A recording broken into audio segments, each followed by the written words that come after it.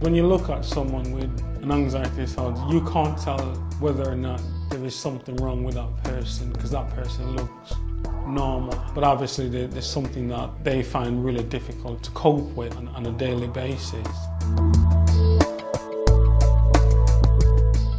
Went through the usual taking antidepressant tablets and feeling atrocious, and saw psychiatrists and had a few spells in hospital. I used to feel very guilty about my family and the way it made them feel.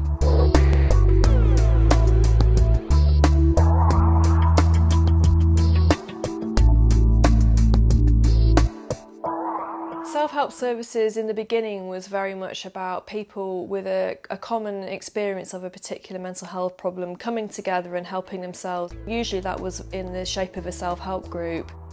More recently, we've used self-help services in the widest sense. It's about empowering people through delivery of a wide range of services to self-manage and help themselves to deal with a particular problem.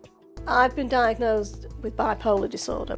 It started when I had my children. I went high as a kite each time one was born, and then came crashing down later on.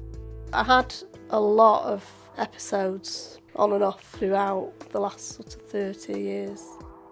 I volunteer at the Zion Centre. I do Indian head massage. It makes me realise how lucky I am that I was able to learn all the therapies that I have and to practice them, because that helps me in helping other people. A lot of the conventional medicines tend to act like a blanket, so that it won't actually change the way that the body or the mind is working. It just blocks out a lot of the bad stuff that they're feeling. Alternative therapies just help with your own healing system. Volunteers are really the lifeblood of self-help services. Certainly we would not be where we are today without the hard work and commitment that all our volunteers show within the team. And I think the nice thing about self-help services is that we kind of act as a bit of an informal transitional employment project as well, because a spin-off from what we do is that we do support volunteers and individuals who come with a specific experience and often very low self-esteem and low confidence. We support them to get back into whatever it is they want to do, whether that be education or full-time employment. If somebody had said to me a few years ago, volunteer work, I would say, no way. But I can see the benefits of volunteer work and how you can progress and move into full-time employment. The work that I'm doing now, it was as a result of doing volunteer work. My role in self-help services is running a self-help group. I've been running that for the past 14, 15 years. The group covers literally every anxiety disorder that you can think of, from OCD to social phobia to emetophobia to BDD. It's a lifeline for lots of people. It gives them a purpose in life. It's something that I look forward to. Once a week, they know they can come to the Zion Centre and get support. Sufferers like to hear from other sufferers that they've been through it themselves, and they're not talking to someone who's got no understanding. We're very passionate about offering people choice and about offering services in a very accessible manner. Cognitive behavioural therapy is a therapy which helps people challenge negative thinking and unhelpful behaviour. Computerised CBT is just transferring this to a computer platform.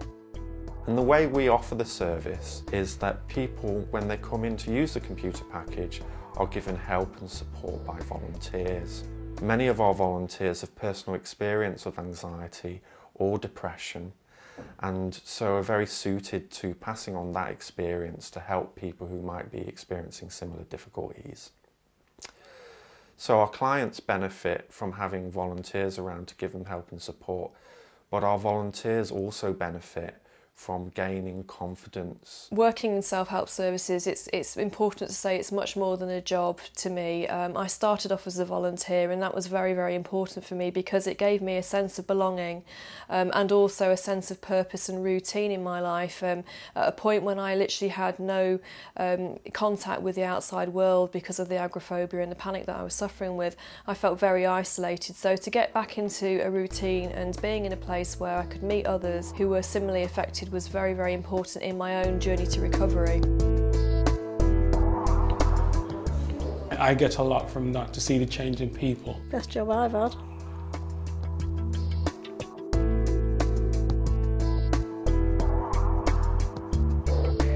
I never want anyone to experience the difficulties that I experienced when I started suffering with my problems around anxiety all those years ago, in that there wasn't anywhere for me to turn to when I had those initial difficulties.